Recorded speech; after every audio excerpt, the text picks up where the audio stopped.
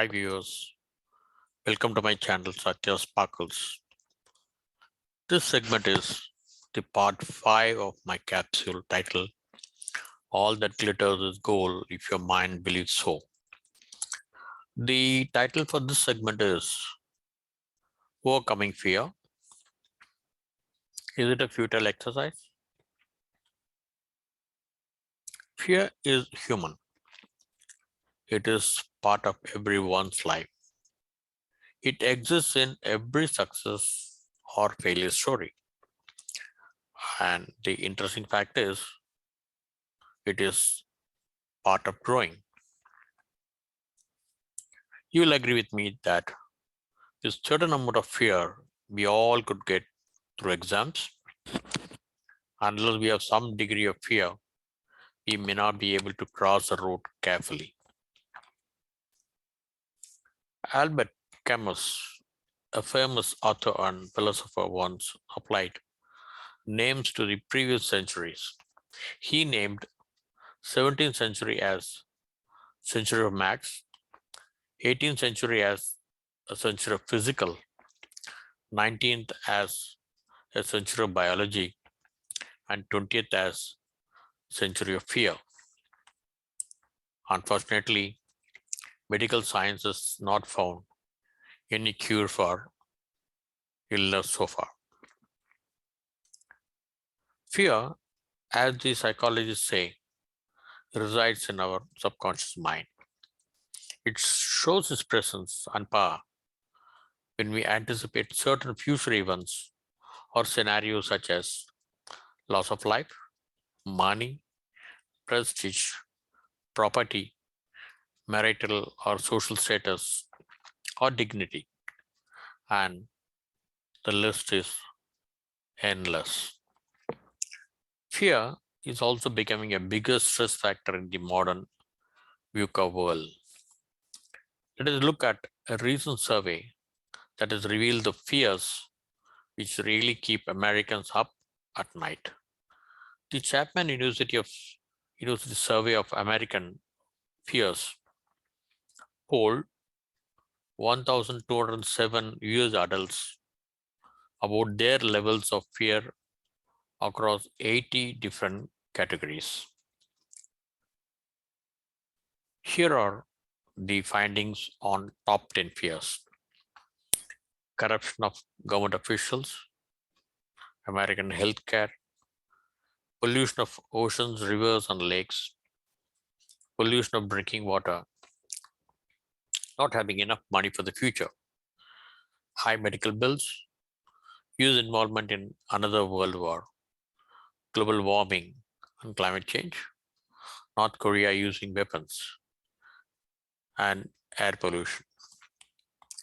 Although the above fears primarily relate to political and environmental factors, the survey has a pointer to ponder over the nuances of fear management at individual level as well. Some of the questions that come to our mind on fear can be: what is fear? Is it good or bad? What's the role of fear in our life? And what's the most prevalent or powerful fear? How can we trace, grace, or erase fear? And many more. Let's examine and try to understand how to find answers to these questions and understand fear as a strong emotion in our life. Fear is often referred to as false evidence appearing real. Many of us are intellectually very strong, but emotionally tend to be weak many times. Research says that whatever that we fear, 40% of that never happens. 30% of that just the past. 12% of that is needless. 10% of that is petty and small. And 8% is real but can be solved or cannot be solved. Research by Lisa Geminis says that when we were born, we had three basic fears. These are fear of falling, fear of loud noise, and fear of abandonment. All other fears are learned behaviors. And fortunately, what is learned can also be unlearned and relearned. When a ferocious dog chases a man, it is normal to be afraid of the situation, and the man reacts to the fear by resorting to flight or fight mode. The body and mind is tuned to deal with the situation with various changes happening in the body, including the release of adrenaline hormone. This situation is called reacting to fear, which is quite normal. On the contrary, if a man happened to read a news in the morning about an air crash that was reported earlier night, and if he becomes panic and immediately cancels his scheduled evening flight, he is actually acting in fear. After all, statistics say that worldwide the incidence of casualty is much, much more in road accidents than in air crash. If someone has constant fear about the future, he is acting in fear. So, understanding the distinct difference between reacting to fear and acting in fear makes sense in fear management to a large extent. A man went to see a psychiatrist and said, "Doctor, I have serious trouble. I am deeply and deadly afraid to take the handset whenever the phone rings." The doctor prescribed some medicine and assured him that he would recover soon from his disease. A week later, the doctor called the man over phone to inquire the progress. The man answered, "Yes, doctor, a great improvement indeed. You see, now I was not afraid and I took your call immediately when the phone rang. But I also want to let you know, doctor, that nowadays I pick up the handset without any fear whether the phone rings or not." The type of fear associated with this anecdote relates to phobia, which is psychologically called morbid or irrational fear. So let's understand different types of phobias. There are different types of phobias such as animal phobias, natural environment phobias, blood injection injury phobias, situational phobias like linked to fear in airplanes, elevators, driving, enclosed places. Other phobias such as phobic avoidance of situations that may lead to choking, vomiting, or contracting an illness, etc. In most cases, phobias develop in early childhood, though it can develop at any stage. Adolf Hitler suffered from allurophobia, which is a fear of cats. Alexander the Great, Napoleon, and Mussolini also had the same phobia. While the cause of a specific phobia may be unknown, it is essential to be aware of the symptoms and seek timely medical help or mental help involving some time tested treatments such as CBT, that is cognitive behavioral therapy, a system of treatment involving a focus on thinking and its influence on both behavior and feelings, and medication with usage of antidepressants. Basically, most fears are nothing but movement of thoughts. A fearful thought is the language that we give for words, pictures, and feelings towards uncertainty. People fear about various situations such as fear of the unknown, our own feelings, or the feelings of others, lack of personal control or personal skills, fear that things will get worse or not being liked, and many more. There is a study conducted about the most common behavioral fear of Americans some years ago. Two prisoners were convicted for a murder and were about to be hanged until death. As a customary practice, the judicial person asked them to tell about their last wish. One person said that he wanted to give a public speech throughout his life, but it could not materialize. So other person pleaded, "Sir, please hang me before this fellow starts a speech." Yes, you guessed it rightly. Fear of public speaking is the most common fear as per the research. Yes, public speaking is like pregnancy. It is easy to conceive but difficult to deliver. Fear of failure demonstrates a person to take an initiative. Such people take one step forward but two steps backward. This fear is due to distorted person perception about being rejected or not measuring up. And what about the fear of success? This fear equally demotivates a person to be committed, prevents a person to assume responsibility or adapt to change. How to overcome fear? A few strategies can help.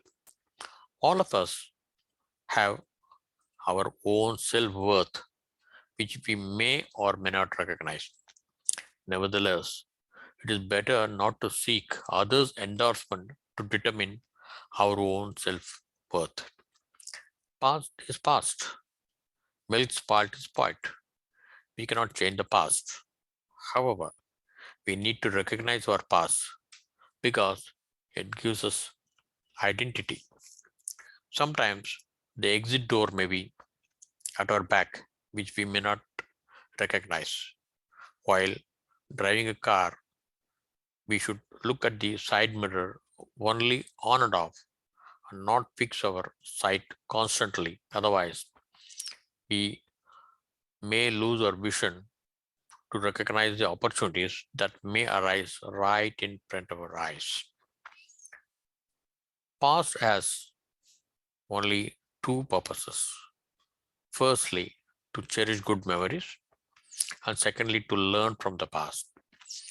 Thinking too much about the past, especially the difficult times, reinforce the fears associated with those memories in our mind, and that will project and manifest into fear manifold in the present. So stop thinking that you can change what happened yesterday by reliving it today, and stop feeling responsible for the happiness or unhappiness of others, irrespective of how close they are. Avoid being surrounded by people who are living with negative states. Buddha says that we should be careful with four kinds of people who should be regarded as unsuitable friends. Firstly, greedy people. They take much but give very little.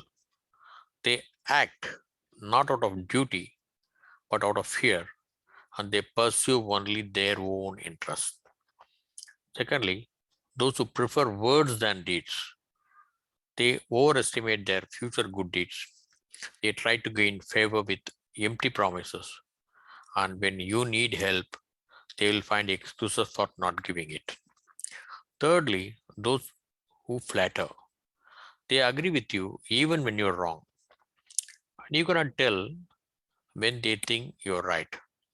They praise you to your face and they speak ill of you behind your back. And finally, those who are self indulgent. They compel you to drink intoxicating liquors with them. They encourage you to gamble with them. I would like to share some powerful truths that drew my attention and broke my thoughts. I feared being alone until I learned to like myself. I feared failure until I realized that I only fail when I don't try. I feared success until I realized that I was curious to experiment with new ideas. I feared people's opinions until I learned that people would have opinions about me anyway. I feared rejection until I learned to have faith in myself. I feared pain until I learned that it is necessary for growth. I feared death until I realized that I should enjoy every available moment as far as possible. I feared my destiny until I realized that I had the power to change my life. And feared growing old until I realized that I gained wisdom every day. I feared change until I saw that even the most beautiful butterfly had to undergo a metamorphosis until it could fly.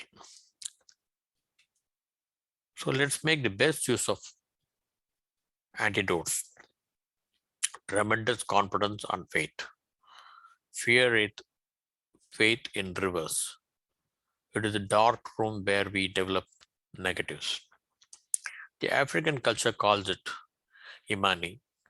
The Jewish culture calls it Imunua. The Muslims call it Imam. All mean one and the same thing. Webster defines faith as complete confidence and assurance, firm belief, and strong conviction. Faith is the belief in someone greater than yourself. I am reminded of an anecdote.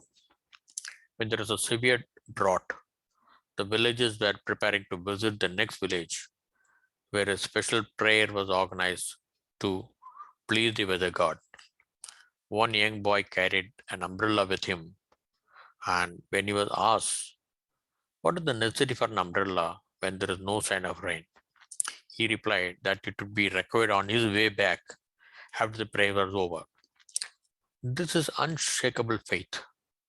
Various research studies affirm the placebo effect of such faith on the patients. It is through faith we can banish fear. Faith fosters hope, courage, boldness, and conviction. It creates belief, confidence, and focus.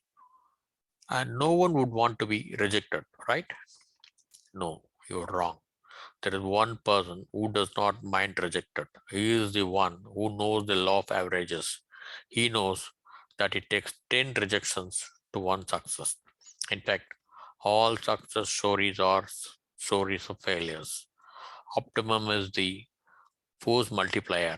And so, put optimism on your desktop. Embrace grace filled with awareness. When there is a law of gravitation, there should be a law of grace encompassing higher source of power, which empowers, enlightens, encourages, and helps us to thrive in any situation. So exquisite enthusiasm for life, and it should be a decision. Ultimately, the secret to manage fear is be self-motivated as far as possible. So fear is only as deep as mind allows.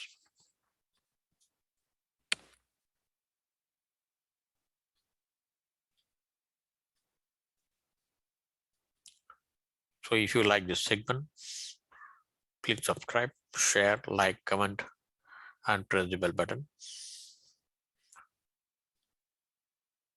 Thanks for watching. See you soon in my next video. In the meantime, this is Satya signing off. Goodbye.